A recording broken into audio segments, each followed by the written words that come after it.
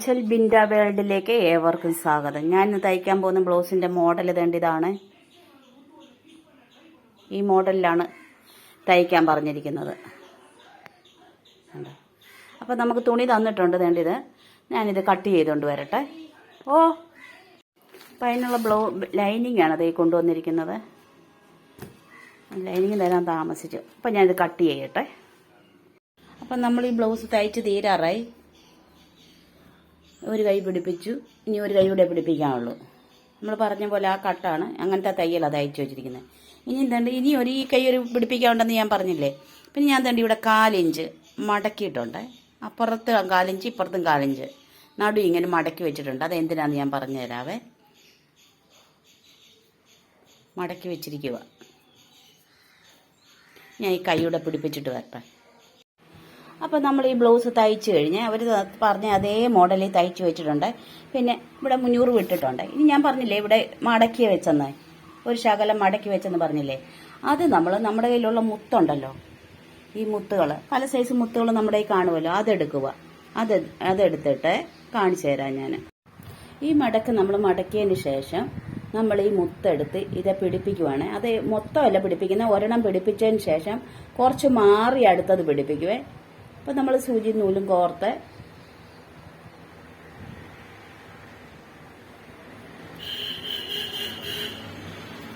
കോർത്തതിന് ശേഷം സൂചി വെളിയിൽ കൊണ്ടുവരിക.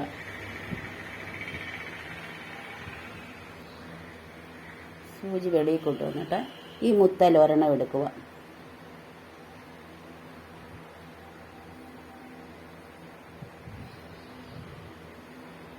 അത് ഇതേ തയ്ച്ച് പിടിപ്പിക്കുക.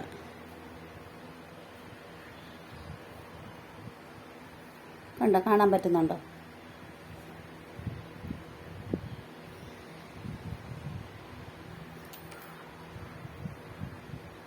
തയ്ച്ച് പിടിപ്പിച്ച ശേഷം പിന്നെ ഇച്ചിരി ഇങ്ങോട്ട് മാറി, ഒരു സ്വല്പം ഇങ്ങോട്ട് മാറി അടുത്ത മുത്തും. അപ്പം നമ്മൾ ഈ സൂചി അകത്തോട്ടിടണേ.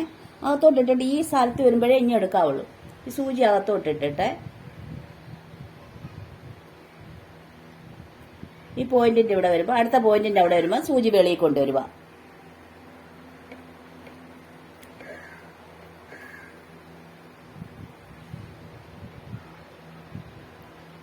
കൊണ്ടുവന്നേ. വീണ്ടും നമ്മൾ ഒരു മുത്തെടുത്ത് വീണ്ടും പിടിപ്പിക്കുക.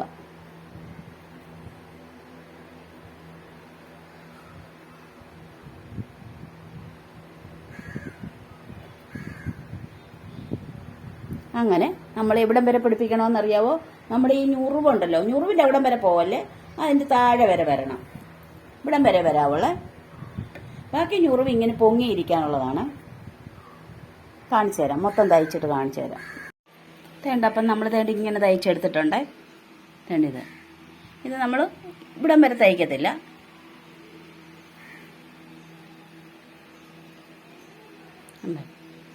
ഇവിടം വരെ തയ്ക്കത്തുള്ളൂ. അത് കഴിഞ്ഞ് ബാക്കി ഭാഗം ഇങ്ങനെ പൊങ്ങിയിരിക്കാനായിട്ട് കൊടുക്കും.